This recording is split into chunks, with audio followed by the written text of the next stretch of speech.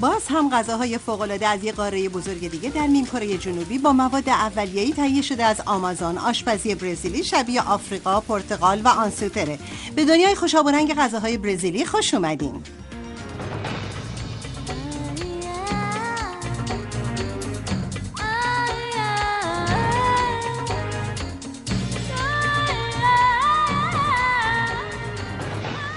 فود سفری.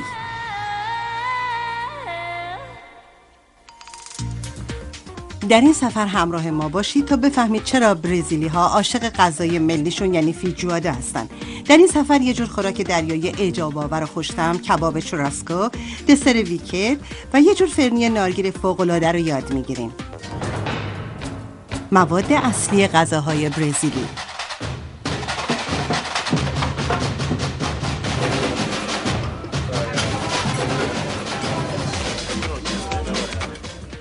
غذاهای برزیلی خوشمزه، رنگارنگ و گرم هستند. روغن خرما، نارگیل و غذاهای دریایی متنوعی که ما داریم بیشتر شبیه سبک آشپزی آفریقایی است.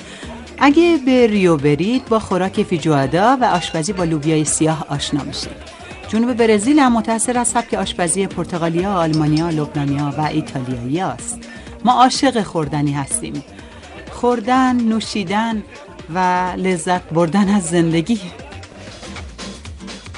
سرآشپز رجینا کیتسیا در حوالی شهر زیبای سائو پائولوی برزیل بزرگ شده و 20 سال پیش به استرالیا اومده. اون سالها در یک مهمانسرا کار کرده و به تازگی به آرزوی دیرینش رسیده. اون حالا برای خودش رستورانی به نام کاسا برزیل در قلب محله پرتغالی های سیدنی داره.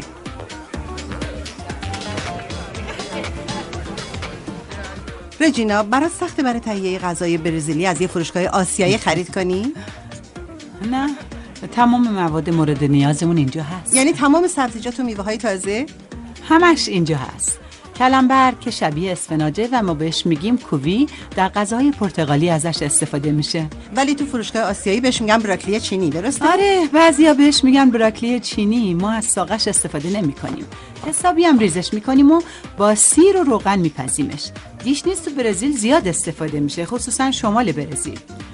این یکی از سبزی‌های پرطرفداره که خیلی در تهیه غذاهای دریایی کاربرد داره. در بعضی غذاهامون از میگوی خشک کرده هم استفاده می‌کنیم، خصوصا در طبخ شینشین. اونا رو میشه شب خیس کرد و استفاده کرد، ولی بهتر اینه که حسابی خوردش بکنیم. از لیمو ترش که ما بهش میگیم لیما در آشپزیمون استفاده میکنیم و از اون مهمترین که در تهیه کارپرینا که یه جور نوشیدنی برزیلی ازش استفاده میشه. این نوشیدنی ترکیبی از لیمو ترش، شکر، یخ و کاچاکا که یه شربت برزیلیه. به نظر میرسه خیلی برای برزیلیا مهمه، نه؟ بله، بدون اون نمیتونن زندگی کنن. ادنا بارزل عاشق غذاهای سرزمین مادرشه. چند تا کلاس آشپزی هم برای آموزش غذاهای برزیلی گذاشته. در 5 سال گذشته یه غرفه غذا رو در یکی از فروشگاه‌های روباز بزرگ در سیدنی دایر کرده و اسمش هم گذاشته برزیل عزیز. این لوبیای سیاهه.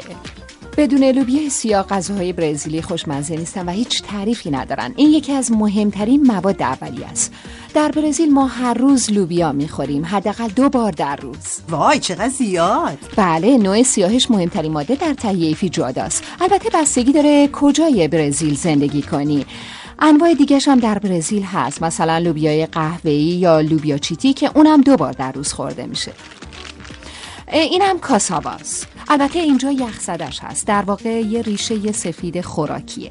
این خوراک رو میشه همراه غذای اصلی خورد. مثل سیب زمینی سرخش میکنیم. میتونی باهاش دسرم درست کنی. کیک کاساوا یا همون پیوجی. ازش نانم درست میکنن. میشه گفت یه جزء شماره 1 غذاهای برزیلیه. بله، چون در تهیه خیلی چیزا از اون استفاده میشه. اینجا پوبیلو آزدو رو داریم. پوبیلو آزدو نشاسته تاپیوکاسه که از کاساوا گرفته میشه. مثل آرد ذرته، نه؟ آره، دقیقاً همونطوریه.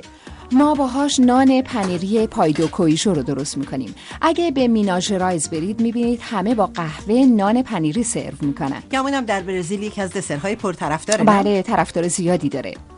اینم آرد مانیوکه از نوع برشتش.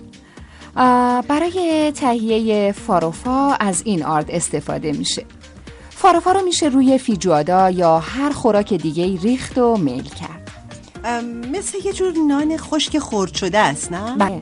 میشه بگی بیشتر شبیه چیه؟ شبیه سمولینا نیست؟ چرا شبیه سمولیناست، نان خرد شده، ولی چون از کاساوا درست شده مواد اولیش کاملا متفاوته و طبیعتاً مزه‌ش هم فرق میکنه. خب حالا بهتره راجع به این نوشیدنی بدون الکل یعنی گوارانا صحبت کنیم. این مشهورترین نوشیدنی برزیله که از میوه گوشتالو و بدون هسته گوارانا درست میشه. این میوه رو از آمازون میارن. میگن این نوشیدنی انرژیزاست، درسته؟ بله، چون کافئین داره، البته از نوع کاملا طبیعی. فهمیدم، پس کافئین داخلشه که انرژیزاست. بله، به همین دلیل بهش میگن انرژیزا. یکی از مواد اولیه بسیار مهم روغن دنده است که همون روغن خرماست. از چی میگیرن؟ این روغن از درخت نخل و در واقع از میوه‌های اون به دست میاد. که اینطور. این روغن از خرما گرفته میشه که رنگ نارنجی، زرد، قرمز داره. طعمش عالیه، خیلی خوشمزه است. مزه‌شو میشه حسابی حس کرد، نه؟ بله البته. در بیشتر غذاهای باهیا از این روغن استفاده میشه. آخر سر یه قاشق ازش میریزین رو خوراک، نه؟ آره، مثل شما که روغن زیتون میریزیم، ما از این روغن خرما میریزیم. به دلیل نزدیکی اکثر نقاط برزیل با دریا و خط ساحلی وسیعش، غذاهای دریایی بسیار پر رونقند. پرطرفدارترین خوراک دریایی برزیل موکیکاست. موکیکا یکی از چیزاییه که همه برزیلیا دوستش دارن، به خصوص برای ناهار یک شنبه ها که همه دوره هم جمعن. فوق‌العاده است، درست کردنش هم راحته. همه چیزشو از قبل میشه آماده کرد. آره، همه کارشو قبلا میشه کرد، فقط باید بذاری یه رو بپزه. پاتریشیا نونه کمک سرآشپزه. اون الان در رستوران خودش شوگر رومه که درست روبروی خونشه. همسرش هم سرآشپزه و در آشپزخانه مشغوله. اون معتقده که حتی یه لحظه هم نمیشه تو آشپزخانه باشی و کایپرینای معروف برزیلی کنار دستت نباشه. ما در برزیل هیچ وقت نمیفهمیم چقدر میخوریم، چون عاشق خوردن و نوشیدنی. خدای من چه مردم جالبی. امتحانش کن. باشه حتما. عالیه، تند و خوشاینده. مطمئنی میخوایی موکیکا درست کنی؟ طرز تهیه موکیکا. بعضیا برای تهیه این غذا از ظرفای سرامیکی استفاده میکنن، بعضیا هم میذارن تو فر. به هر حال هر دوشون مناسبه. من از روغن زیتون استفاده میکنم، ولی شما میتونین از هر روغن گیاهی استفاده کنین. اول پیازو سرخ میکنم و زنجبیلو. شما زنجبیل رو نگینی خورد میکنی، نه؟ بله، ولی میتونین رندش هم بکنین. این یه خوراک پر ادویه است. این فلفلا زیاد تون نیستن، همه چیزو با هم میریزیم تو مایتابه. امیدوارم غذای پر ادویه دوست داشته باشین. خیلی دوست دارم. خب حالا سیر رو اضافه میکنم. پاتریشیا خیلی سیر ریختی. بله، ما در برزیل سیر زیاد میخوریم. وقتی پیازا کمی نرم شدن، گوجه فرنگی ها رو میریزیم. الان بوی غذامون بلند میشه. حالا فلفل دلمه قرمزمونو که استفادهش خیلی مرسومه میچینیم روی مواد داخل ظرف. بعد از اینکه کمی جوش زد، به اندازه‌ای که آب گوجه فرنگیمون در اومد، وقتشه که آب سبزیجاتمون اضافه کنیم. البته خیلی از مردم آب گوشت ماهی میریزن. این روشی که الان میبینین راحت ترینشه. خب بعد از اینکه شروع به قل زدن کرد، ماهیمون رو اضافه میکنیم. امروز غذامون فوق‌العاده است. پاتریشیا نمک هم اضافه کرد و چند دقیقه صبر کرد تا ماهی بپزه.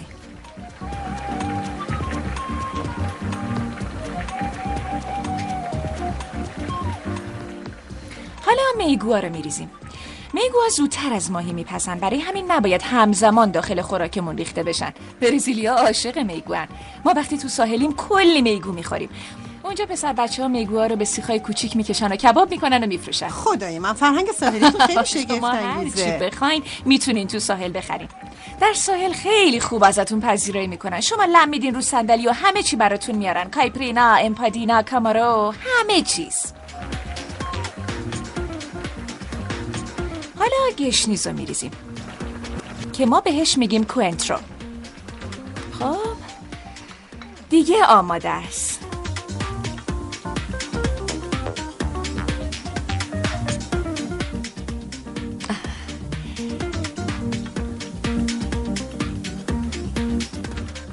ما برزیلیا خیلی از آب لیمو استفاده میکنیم. حالا پیازه خرد شده و کمی هم گشنیز میریزیم روش. و مهمترین جزء خوراکمون یعنی روغن خرما. اینم از این. عجب شاهکاریه. موکی کاجو پیشی نی کامارو. چه تازه است. نظرت چیه؟ چه هیجان انگیزه. حالا باید کایپرینا رو مزه کنین ببینین چقدر خوشمزه است. خیلی خوبه. انگار تو عمق چای نفوذ دقیقاً. با توی اینجوری هم تنده هم طعم لیموی تازه میده. لیمو حسابی رفته به خوردش. همه مکمل همه. واقعا خوراک لذیذیه. فود سفری.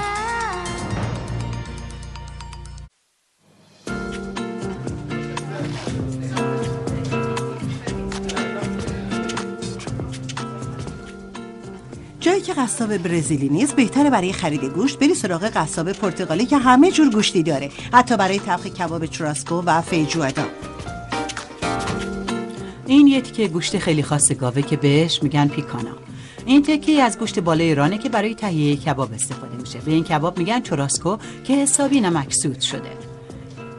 این قسمت گوشت پوشیده از چربیه که طعم خاصی به کبابمون میده. این گوشت خشک کرده گاوه، اینو با کلی نمک خشک کردن که باعث میشه طعم خاصی به خوراک فیجوادا بده. آیا به جز این گوشت چیز دیگه هم به فیجوادا اضافه میشه؟ دنده دودی هم میخریم، سوسیس هم اضافه میکنیم و بیکن دودی. پرتغالیا انواع مرغوبشو دارن. البته ما اینجا مجبوریم از اینا استفاده کنیم. نمیتونین تصور کنین که یه همچین خورش سیاهی چطور اشک حسرت برزیلی های دور از وطن رو در میاره. این یک خوراک ملیه. فیجوادا بهترین خوراک گوشت و لوبیای دنیاست. اگه برزیلیا در وطن خودشون باشن 2 بار در هفته فیجوادا میخورن. ما حتما باید چهارشنبه ها نهار فیجوادا بخوریم. شنبه ها با دوستامون دوره هم جمع میشیم و فیجوادا میخوریم و کایپرین ها می نوشیم و موسیقی گوش میدیم. طرز تهیه فیجوادا. خب اول گوشت خشک رو برمی‌داریم. گوشت نمکسود شده و خشک کرده گاو که پرتغالیا بهش میگن کارن سکا. به نظر من مهمترین جزء فیجوادا است. اول تیکه تیکش میکنیم. خب حالا که تیکه تیکش کردیم باید چیکار کنیم؟ چون الان خیلی شور و خشکه، پس باید بذاریمش تو آب. باید چند ساعت تو آب بمونه. این فجاس یعنی همون لوبیای سیاهمون. اینا خشکن. فقط کافیه بشوریمشون.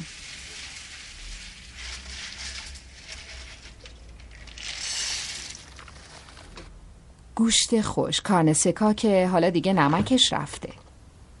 شوریزوس، سپک و حالا میتونیم دنده ها رو بریزیم و مخلوطشون کنیم. و آب. چرا آب جوش ریختی ادنا؟ فقط برای تسریع در طبخ غذا. شما میتونی آب سرد بریزین، اشکالی نداره. فقط باید روی همه موادمون بپوشونه. نگاه کن آب چه رنگی شد. لوبیا باعث شد کاملا سیاه بشه؟ بله سیاه شد. گوشتم سیاه میشه. کمی فلفل قرمز تازه میریزیم. آره که کمی هم تندش کنه. برگ بو هم میریزیم. برزیلیا عاشق نمکن. میگن اگه نمک نباشه غذا بی‌مزه است. خیلی خوب، پس نمک بزن. اینم نمک. حالا چند ساعتی رهاش میکنیم تا بپزه. میشه گفت حدوداً 2 ساعت. حالا صبر میکنیم ببینیم چی از آب در میاد.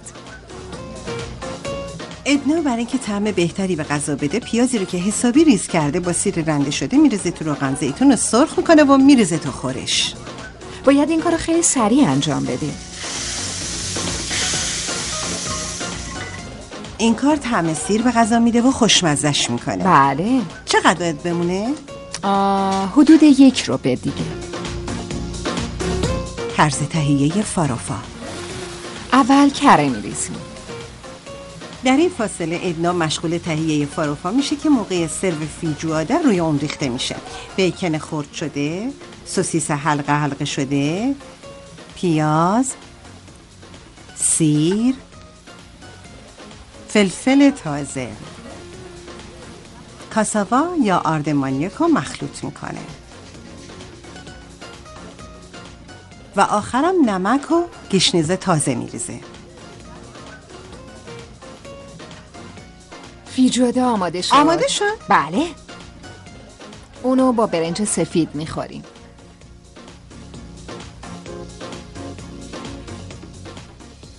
به اضافه براکلی چینی که شبیه اسپناجه و یه برش هم پرتقال که میذاریم روش. خیلی مشتاقم به چشمش.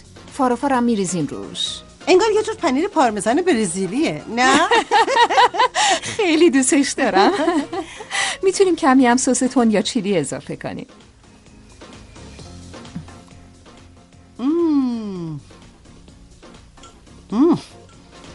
تعجبی نداره که اینقدر طرفدارشین. خیلی خوشمزه است. نوش جان. بعد از خوردن فیجواده چیکار میکنیم؟ پیاده روی؟ نه، میریم میخوابیم.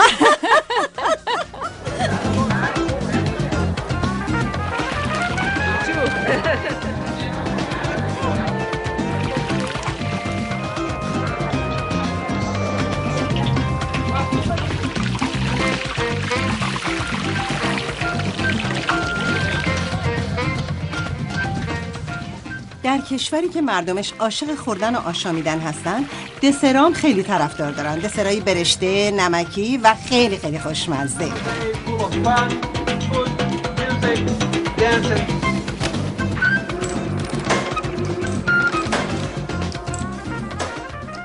نان پنیری یکی از دسرهای یا پیش‌غذاهای اصلیه و اولین بار در مزارعی که صاحبانشون پنیر و کاساوای درو شده مصرفی خودشون رو تولید می‌کردن پخته شده.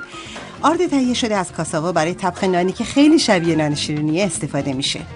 این مشهورترین و سنتی ترین میان وعده است، پاودی کیژو، که تو تنور میپزن، سرخش نمیکنن. خاطر همینه که خانمای برزیلی چاق نمیشن. گمونم. البته بستگی داره چقدر بخوریم. پنیر با خمیر مخلوط میشه. چه جالب. پس شما پاودی کیژو رو با شکر زیاد، نمک زیاد، کافئین زیاد میخورین. خیلی هم خوشحالین. درسته؟ اونقدر هم بد نیست. فود سفری.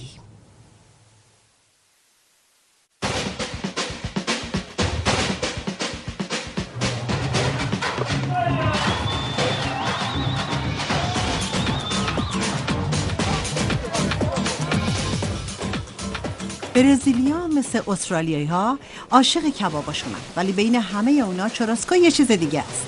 گوشت مورد نیاز برای این کباب قسمت خاصی از گوشته که با مقدار زیادی سنگ نمک خرد شده روی زغال کباب میشه. سرآشپز کایوملو میگه غذای بهتر از این وجود نداره.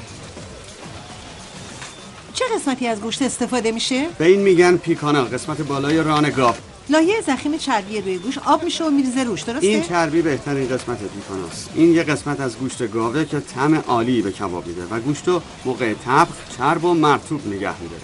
چجوری میپزینش؟ وقتی پخته میشه برش میزنیم تا قسمت قرمز گوشت بیاد بیرون، بعد دوباره میذاریمش روی کبابپز و طبخو ادامه میدیم.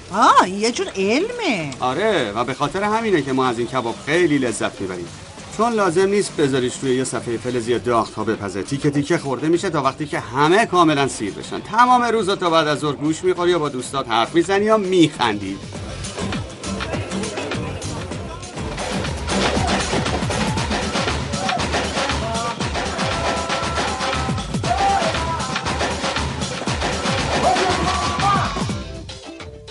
جز کباب، گوشت به صورت مخلوطی در مایع خوش‌طعمی حاوی میگوی خشک شده و شیر نارگیل میپزن.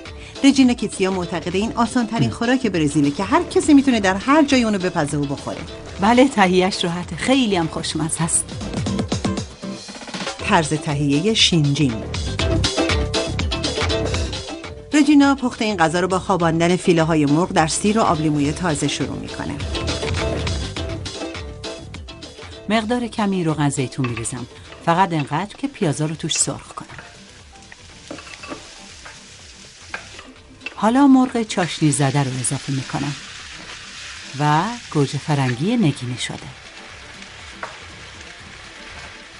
حالا میتونم روغن خرما رو اضافه کنم.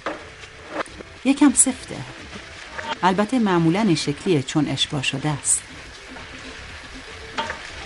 حالا خوب مخلوطش میکنم. رژینا برای اینکه طعم بهتری به غذاش بده میگوهای خشک کوچیک آسیاب میکنه تا پودر بشه و اونو میریزه روی مرغا. میتونین همین حالا شیر نارگیلم اضافه کنین. بعد از اضافه کردن شیر نارگیل میذاره مواد 10 دقیقه با حرارت ملایم بپزه. در مرحله نهایی گشنیز خرد شده، بادام هندی له شده و میگوهای پوست کنده رو اضافه میکنیم. حالا دیگه درشو میذارم تا 5 یا 10 دقیقه دیگه جوش بخوره و میگوهام بپزن. میتونیم کمی فلفلم اضافه کنیم. این نوع فلفل بیشتر مورد مصرف سرخپوستای آمازون بوده. خیلی شیرینه، اصلاً تند نیست.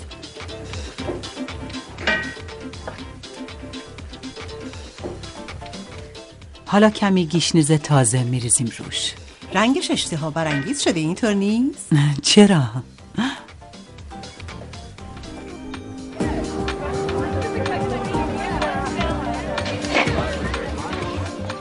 میوه‌های استوایی در تهیه دسرهای برزیلی بسیار مورد استفاده اند. ضمن اینکه اونا ذائقه‌شون بیشتر به خوراکی‌های شیرین و چرب عادت کرده.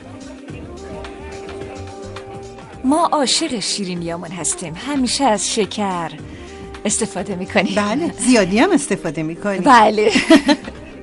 دورا سیلوا سالها در رستوران خودش در برزیل مشغول بوده و حالا در استرالیا با خواهرش کمک میکنه تا رستورانشو بگردونه. اسم این رستوران کاسا برزیله.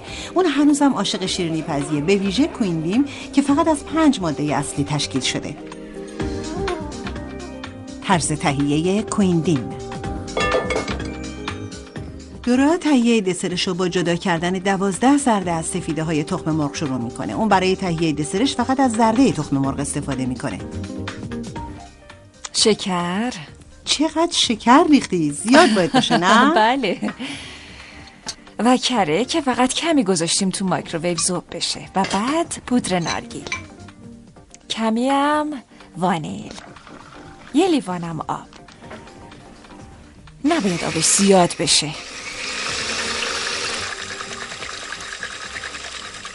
در این دسر آب تنها چیزی که برای سلامتی مفیده نداره.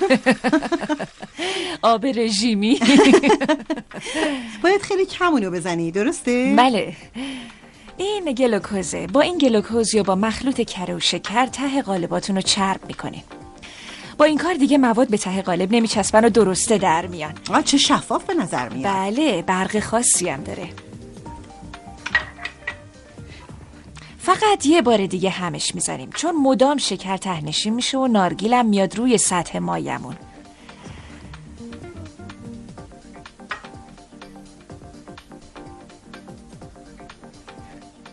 خب لازم نیست آب داغ باشه.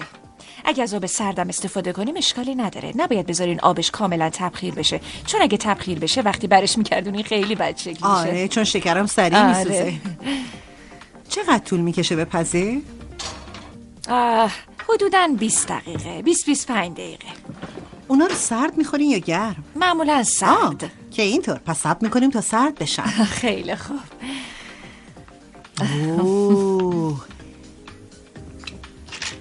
خیلی خیلی عالی به نظر میرسه. خیلی هم غلیظه. ظاهرش هم بامزه است. نگاش کن.